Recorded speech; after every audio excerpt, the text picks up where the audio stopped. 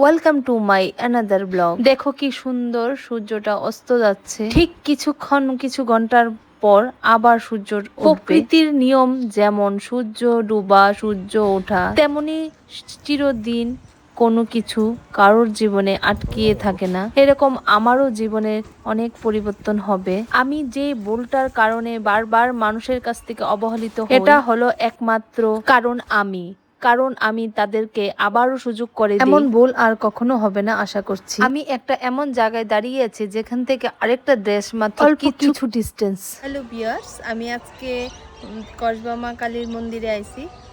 তো আয়েশের মনটা খুবই ভালো লাগতেছে। দেখো, আমি ত্রিপুরার একটা ছোট্ট একটা রাজ্য হইলো, আমরা ত্রিপুরা থেকে আরেকটা মানে দেশ, মানে একদম কাছে। তো দেখো, ওই দেখো বাংলাদেশ।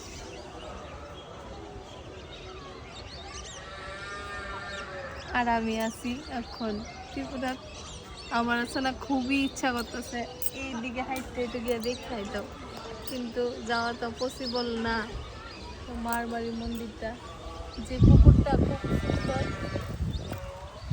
বাতাস দিতেছে, বাতাসটার মধ্যে মানে সারাদিনের ক্লান্ত সব যেমন ঠান্ডা হয়ে গেছে। তো অনেক দিন ধরেই আইতাম। আরেকটা ব্লগের মধ্যে মন্দিরের ভিডিওটা করছি। তারপর এখন আমরা জামুগা আমরা আবার বাড়ির উদ্দেশ্যে রওনা দিছি। গিয়ে সেটা একটা মিষ্টির দোকানে গেছি। দেখো কি কি খাইছি। এই মিষ্টিটা খুবই দারুণ আসলে, খুবই টেস্টি। তো আমি অ্যাকচুয়ালি মিষ্টি খাই না, কিন্তু ওই দিন আমি একসঙ্গে 3টা মিষ্টি খাইছি, এত ভাল লাগছে।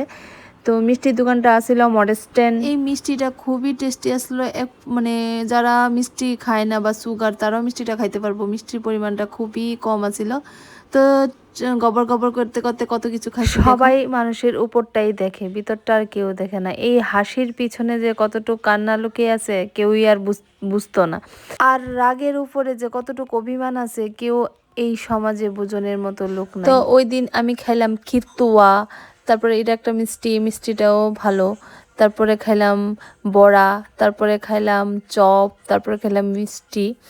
তো মিষ্টিটাও খুব ভালো আছিল। অনেক কিছু খাইছি, খাইতে খুব ভালোই লাগছে। সবটি জিনিসই খুবই ভালো আছিল। তোমরা ওই মিষ্টির দোকানটার মধ্যে আয়া খায়া দেখতে পারো, মিষ্টিটি খুবই ভালো। আমি কোনো মিষ্টির দোকানের অ্যাডভার্টাইজ করতেছিলাম না, আমার ভালো লাগছে তাই আমি কইছি।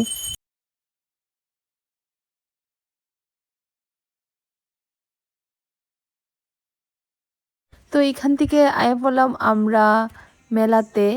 দেখো মেলাটার মধ্যে এসে খুবই ভাল লাগতেছে। যদিও আমরা জলপুরি দেখতে গেছি না, আমরা শুধু মেলাটা ঘুরছি। সানডের দিন খুব ভিড় আছিল।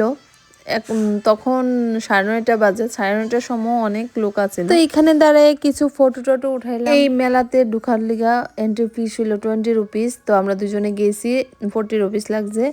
দেখো মেলার মধ্যে ঢুকলাম। এখানে অনেক ধরনের ড্রাই ফ্রুটস, এই ড্রাই ফ্রুটসটি দেখে সেটা আমার খুবই ভালো লাগছে। বিভিন্ন রঙের মানে বিভিন্ন রকমের ড্রাই ফ্রুটস। এর ভিতরে বিভিন্ন ধরনের স্টল বইছিল, বিভিন্ন ধরনের ফার্নিচার, তারপর খেলনার দোকান, তারপর জুতার দোকান, ব্যাগের দোকান। যদিও জিনিসগুলোর খুব দাম আছিল, তারপরও খুবই সুন্দর সুন্দর কালেকশন আছিল। আমার তো খুবই ভালো লাগছে। তো এই মেলাটা ঘুরে আমার ভালোই লাগছে। অনেকটা সময় মেলার মধ্যে কাটাইছি। বিভিন্ন ধরনের স্টল বইছে, এর ভিতরে খাওয়া স্টল অনেকগুলোই বইছিল। মেলার ভিতরে আইলে তো কিছু না কিছু কিনতে হইব, তার লেগে আমিও কিনতে গেছিলাম, কিন্তু প্রচুর পরিমাণে দাম আছিল, এর লেগে কিছু কিনছিলাম। খুব সুন্দর সুন্দর কানের, খুব সুন্দর সুন্দর অনেক কিছু মানে জুয়েলারি এখানে বিক্রি হইতেছিল, কিন্তু রেটটা আমি মনে করি মানে দোকানের থেকে অনেকটাই বেশি, তার লেগে কিনছি না। মোটামুটি সবগুলো সুন্দরই লাগছে। তো অনেকেই কিনতেছে। দেখো খুব সুন্দর ছোট ছোট কানের, খুবই সুন্দর। তো দেখে আমার খুবই ভালো লাগছে। তারপর বেকারির আইটেমও আছিল, ওইখানে বেকারির আইটেমগুলিও অনেকে কিনতেছে, কিন্তু দেখলাম ভালোই লাগলাম। আমরা খাইয়া টেস্ট করছি, যদিও ওইটা উঠাইছি না। তো দেখো তোমরা আইতে পারো, আয়েশেরা এই খাবারটি টেস্ট করতে পারো, এটি খাইতে খুবই ভালো লাগবে। তো দেখো কত সুন্দর, কত রঙের, কত সব কিছু ড্রাই ফ্রুট পাওয়া যেতেছে, সব কিছু এখানে ম্যাঙ্গো, তারপর সবকিছু ড্রাই ফ্রুট পাওয়া গেছে। তারপরে এখানে আমি আজকের ব্লগটা শেষ করলাম, আবারও দেখাবো নেক্সট ভিডিও।